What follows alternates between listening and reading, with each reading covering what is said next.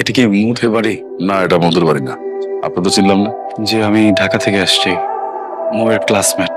আমার নাম মাহিন। কার কাছে আসছো তুমি? মোর কাছে, তাই না? মোর সাথে তোমার দেখা হইব না, যাও তুমি। তুমি যেখান থেকে আসছো সেখানে চলে যাও তো বাবা, যাও যাও। মৌ নাই। নাই মানে? মৌ মারা গেছে। চলো ভিতরে চলো।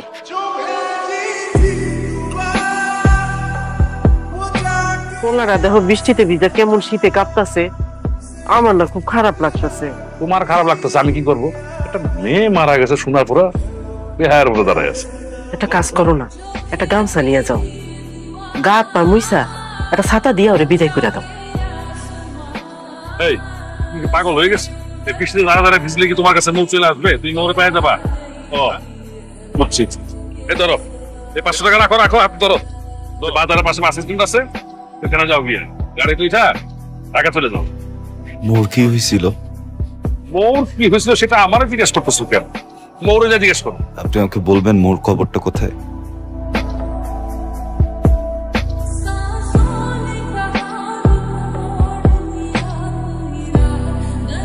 যাইবা না মানে? এটা কোনো কথা হইলো রে বাবা? কালকে জ্বরে কাঁপতেছিলা, বেহুশের মতো পড়েছিলা, তাই ঘরে আইনা কাপড় চোপড় বদলে শুতে দিছি। আর আমি বসে যাইবা না? তোমার কাছে হাত জোর করে অনুরোধ করি বাবা, তুমি যাও গা। তারপরে যদি তুমি না যাও, তোমার কেমনে বিদায় করতে হয় সেটা আমি জানি। কিন্তু এলন, খাবারটা খায়ালন। আপনি যদি খাবারটা খান তাহলে আপনার একটা খুশি সংবাদ দিব, যেটা শুই না আপনার মনটা ভালো হয়ে যাইব। কি সংবাদ? আব্বা আপনারে মিথ্যা কথা কইছে, মো আপুর কিচ্ছু হয় নাই। ওই যে কবরটা দেখেন না, ওইটা আমার দাদুর কবর। আপা সবাইরে কয়ে গেছে আপনি যেদিন আইবেন আপনার এই কথা কইতে যে আপা মারা গেছে। আমাকে তোমার আপুর কাছে নিয়ে চল। আচ্ছা, আমি একটু বেরোচ্ছি। আপনার খাবার রেডি আছে, আপনি খেয়ে যান। আলগা পিরিত দেখাবান, যখন পিরিত দেখানোর সময় তখন তো দেখাও, এখন তো আলগা পিরিত কেন দেখাও? আরশি, তুই এখানে কি করতেছিস? মামামি শরীর ভালো তো? তো ঝামেলা আছে কোনো বাসায়? না আপা, কোনো সমস্যা হয় নাই, আমারে মাফ করে দিও। আরশি, কি করছিস সেটা? তুই নিয়ে আসছিস কেন রে? কতবার বুঝায় বলছি না? কি বলছি আর কি করলি? নিয়ে যা এখান থেকে, তাড়াতাড়ি নিয়ে যা। আমি জোর করছি, তোমার সাথে একটু কথা ছিল। হ্যাঁ, তুমি এখান থেকে চলে যাও। কেন করছো এমন? এখন এগুলা কথা বলার সময় নেই, তুমি যাও এখান থেকে, যাও। তা আমার তো কিছু কথা ছিল। কোনো কথা হবে না এখানে মাহিন, তুমি এখান থেকে চলে যাও প্লিজ। একটা প্রশ্ন। কোনো প্রশ্ন হবে না, কোনো কথা হবে না, তুমি যাও এখান থেকে, যাও। আমি উত্তর না নিয়ে যাবো না। ঠিক আছে, থাকো।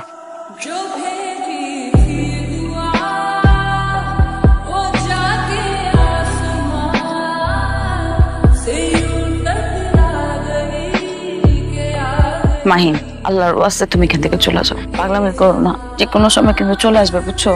অনেক বড় ঝামেলা হয়ে যাবে।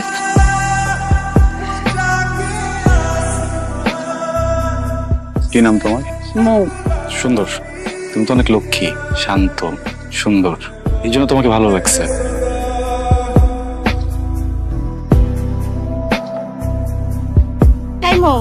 চল, হয়ে গেল, সব চলে গেছে। তোমাদের নামে অভিযোগ শুনতে শুনতে তো আমার অবস্থা শেষ। আর এই তোমার নাম যেন কি? মাহিন।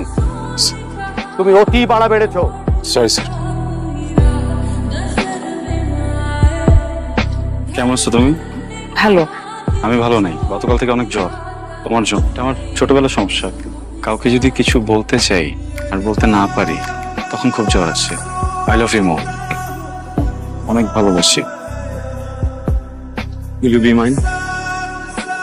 সরি, জোর করে তো ভালোবাসা পাওয়া যায় না, তাই না? It's okay. আমি আর কখনোই এসব বলবো না বা তোমার সামনেও আসবো না। I love you two.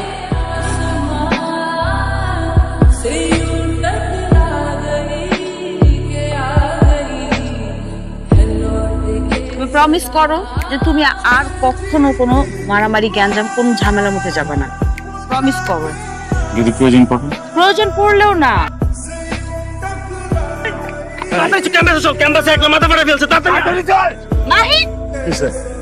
আজকে না প্লিজ। আঙ্কেল, মাহিনের সাথে তো আসলে যোগাযোগ করতে পারছি না। ওর শরীরের কি অবস্থা এখন? মাহিনের শরীরের খোঁজ তোমার আর না নিলেও চলবে। তোমাদের মতো মেয়েকে আমি খুব ভালো করে চিনি। তোমাদের একটাই টার্গেট থাকে যে ঢাকায় এসে একটা বড় লোকের ছেলেকে যে কোনো ভাবে হোক পটানো, তারপর Thailand, Singapore, Europe, America, Dubai. তোমাদের মতন মেয়েদের জীবনের লক্ষ্য তো একটাই, টাকা। তুমি গ্রাম থেকে উঠে এসে আমার ছেলেকে তুমি পটিয়ে ফেলবে, আর আমি বুঝবো না তোমার উদ্দেশ্য। Very sad. বাইরে আমার 4টি পালা কুকুর দাঁড়িয়ে আছে, তুমি যদি ওদের খাবার হতে না চাও তাহলে আজ এক্ষুনি তুমি শহর ছেড়ে চলে যাবে। আর কখনো তুমি মাহিনের সাথে যোগাযোগ করার চেষ্টা করবে না। যদি করো তাহলে শুধু তুমি না, তোমার জ্ঞাতি গোষ্ঠী সহ, তোমার মামার বাড়ির সবাইকে সহ একদম মাটির 3 হাত নিচে আমি গেড়ে দেব। উপস্থিত মুরব্বী আমরা, আপনারা তো সবই শুনলেন, সবই জানলেন, আর ওরা শাস্তি তো দেওয়া হয়েছে অনেক। আমি বলতে চাইছিলাম কি, বাইরের মানুষ এবার ওরা আমরা বিদায় করে দিই, ছেড়ে দিই ওরা। আমার আপনি এটা কি কইতেছেন? তো ওরা সাহস আমার বাড়িতে ঢুকে আমার বইয়ের লাগে যাতা খুশি করবো, ওরে আমি কাইটটা গাঙে ভাষায় দেবো। ওর গায়ে কোনো হাত দিবেন না। আমার যত খুশি মারেন, কোনো অসুবিধা নেই, কিন্তু ওর গায়ে কোনো হাত দিবেন না। আমার কথা আমি বাজারে নিয়ে তুলে রাখি, যাতে এলাকার সমস্ত পুরুষ মানুষ দেখে আর ভয় পায়, জীবনে যাতে কোনোদিন বউর ভ্যান না তোলে। অন্যায় যা করার সব আমি করছি। আমি তোর লগে অনেক বড় অন্যায় করে ফেলেছি রে মা। তোরে আমি এই পশুটার কাছে বিয়ে দিছিলাম, আমার তুই মাফ করে দে মা। আমি শুনছি এতদিন এই শয়তানটা তোরে অত্যাচার করে, কিন্তু আজকে নিজের চোখে যখন দেখলাম, তোরে আর এই বাড়িতে আমি রাখব না, তোরা আমি নিয়ে যাবো, কিন্তু তোরে আমি কইলে যাবো রে মা। আমি নিয়ে যাই ওরে, ওকে আমি নিয়ে যাই। আমি ওকে অনেক ভালো রাখবো, অনেক আদরে রাখবো। কোনোদিন এমন কিছু করবো না যেটা তো কষ্ট পায়। কোনোদিন ওর দিকে কড়া চোখে তাকাবো না। মানুষটা তো আমারই, কিভাবে যেন আমার কাছ থেকে অনেক দূরে চলে আসছে। আমার মানুষটাকে আমার কাছে ফিরে দেন না প্লিজ। ভুল করতেছো, এখন আমাকে বলতেছো নিয়ে যাবা, কিন্তু মাইয়া তো আমার বিবাহিতা। 2 দিন পরে যখন তোমার কথাটা মনে পড়বো, তখন যে তুমিও পশুটার মতো লাগে আচরণ করবো না, তার কি গ্যারান্টি আছে? আপনি ওকে আরো 100টা বিয়ে দেন, আমি তখন ওকে এইভাবেই ভালোবাসবো। আমি না ওকে কোনো স্বার্থে ভালোবাসি নেই।